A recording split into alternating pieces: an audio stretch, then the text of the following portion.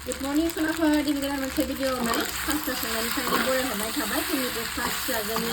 pasta लांनो दिनै ओंखायनो बेखौ एवगासिनो आङो नै सोनाफोर नायलांदोलाय दिनैबो अननानै भिडिअखौ जोबजासिम संनाय खावनायनिफ्रायनो बरायहरनाय थाबाय ओरै पास्ता ओरै ओंखाम एवदों आं एसे ओंखाम गोजां दंमोन नालाय ओंखाम बासिया थादों मैया ओंखायनो एवबाय आङो नै ओमफ्राय बोथोराबो अखा हागासिनो दं सोनाफोरनि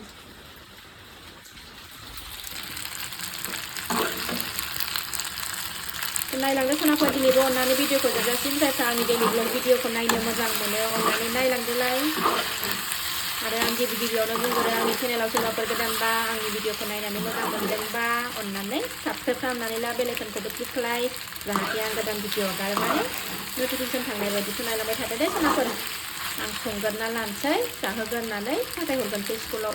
आं संगोरना लानोसै जाहोगोरनानै स्कुलाव थिनहरगोनसै र' फिसाखौ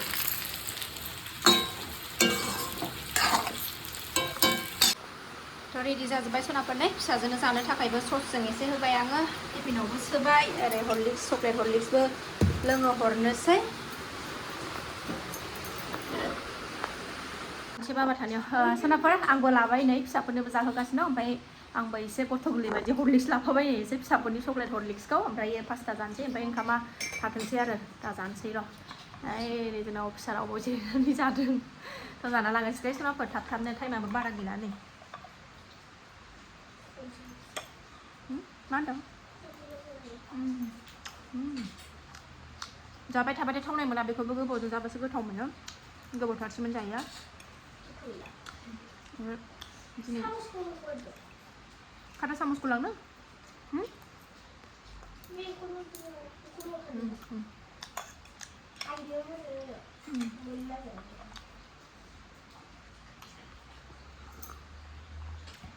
जाना लागोन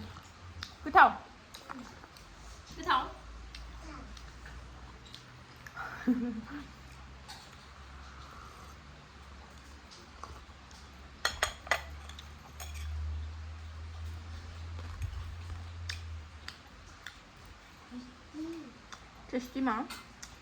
टेस्टि मोनथारदों नो उन्दै जादा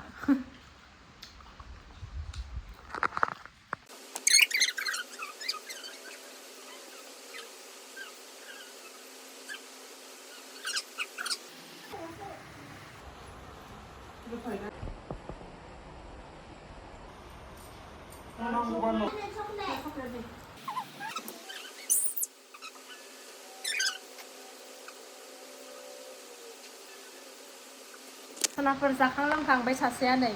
दाम ब्रुं ब्रुं बुरै मांग्रिग्रि बाजायोलायनो नै बाजायोसो नै बानानै लाबाय आं ओमफ्राय अखायाथ' हागासिनो दं नालाय लांफैथ'वाखै दाबो बिदाया खयथायाव लांफैयो फैथ'वाखै दाबो 7:20 जाबाय फैसिगोन बे नोंहा मा हा नोंहा मा जादों मालायनि सा बेरायफुंजानि मा बुदों मायाबो थांबाय थांफानो मोनैनि दाय जादों नै दा थांगोन जोंहा दा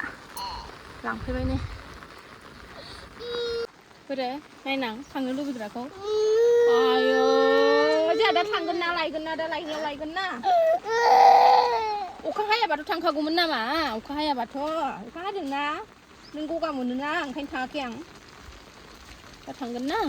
हनै मालाय म'आ हनै हालेवनो नागिरदों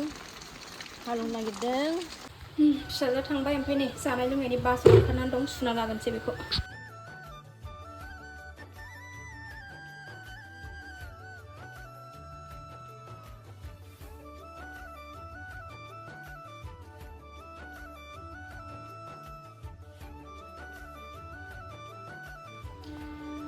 फिसाजोआ नै सबाइ जहल जाबाव होनो सबाइ सुनानै लाबाय आङो रुगोरना लानोसै सोनाफोरनि सबाइ जानो जाबावनो दाख्लै गोथाव मोनथारदों जानानै आरो जाबावनो बिराद सबाइ मोजां मोनो बे ओंखायनो संबावनोसै आं दिनैबो नै सबाइखौ रुखांनानै थाव सेरबायबो आङो ओरै ओंखाम जानबाय ओमफ्राय ओरै आलु भाजाबो एवनोसै ओमफ्राय सासेया खिनो खारलांबाय हनै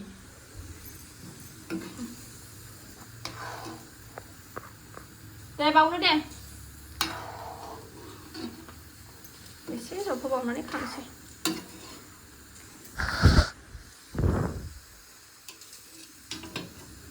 खारै थारै होजोबखाबाय संख्रिल' साखिनांसिगौ एबार आलु माहाजोनखौ एवलायबाय सनाफोरनि ओरै सबायाबो मोनबाय ओरै ओंखामाबो मोनबाय बे आलु माहाजोनाल' मोननांसिगौ होमबानो देरहागथारबाय सानसुनि ओंख्रिया आंना रेडि जाखांलायबाय आरोना दिनैनि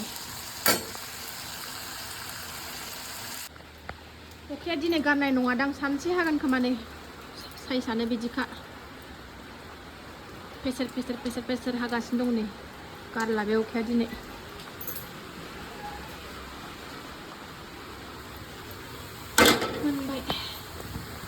मोनबाय नै आलुआबो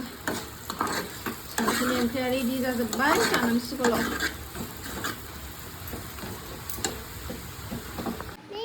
नै गोदोनि फुराना भिडिअखौ नायबाय सनाफोर फिसाजो उन्दैया उन्दैनि नायगासिनो दं नै गावहाबो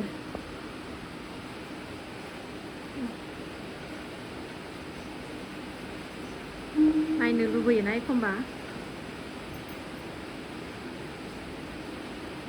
लक्ष्मी फुजा टाइमनिमोन आरोना फुजा होनानै प्रसाद जादोंमोन देरसिना उन्दैमोन नामा दा सिखादेरबाय बुलिबाय नामा बोरै नायनां